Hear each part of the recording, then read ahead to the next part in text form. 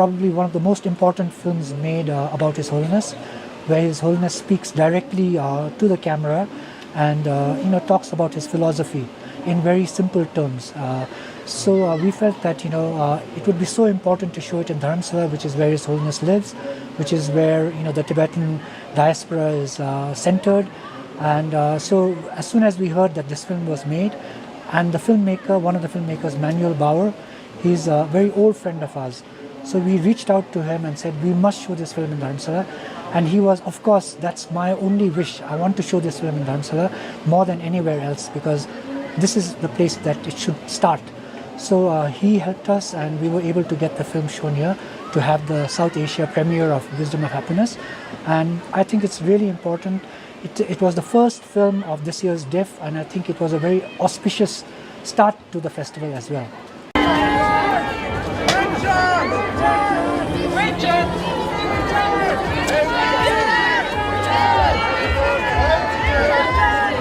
For me, the real premiere, it's where it all started. I mean, my relationship with Tibet started here in 1990, and that's the first time I photographed His Holiness.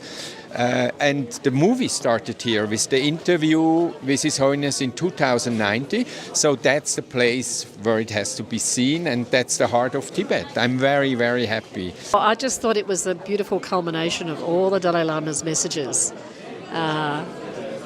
He covered everything, but he brought it all back to us as individuals, what we can do, and that if we all change collectively, we can change the world, we can make it more compassionate.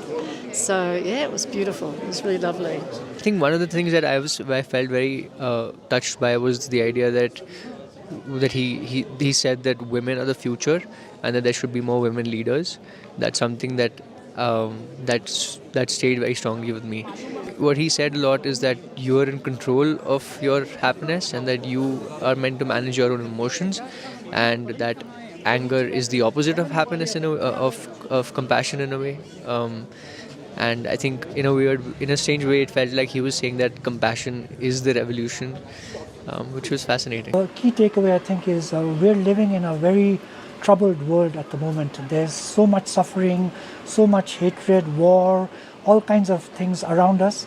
And to hear His Holiness's message of peace and compassion in the way that he tells you in his very simple and straightforward way, it's so important, I think, for the world to hear this message at this time. What does the Dalai Lama and your friendship to him mean to you?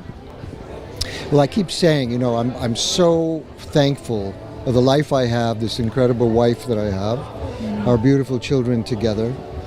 But I'm also highly fortunate that I have met the Dalai Lama, I've met the Buddha Dharma. It's had such an amazingly positive impact on my life and on my family, on my whole world. When did you decide you have to interview the Dalai Lama, you have to bring this to an audience? I mean, we started 2018, and we had really the chance, thanks to Manuel Bauer, who still is like the personal photographer of His Holiness, to really get like probably the last big interview with His Holiness. Yeah, it was an incredible moment to be with him and have this possibility to talk with him, and especially also he's talking directly into the camera means everyone is really close to him. So this is really a unique experience that we were, thanks to him, able to create. Brothers and sisters of this small planet, when your mind is a little bit disturbed, take deep breathing.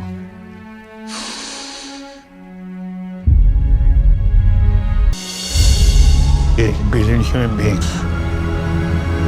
Everybody, including our enemy, wants peace. But peace not come from sky. Our 21st century will not be easy century. A lot of difficulties come.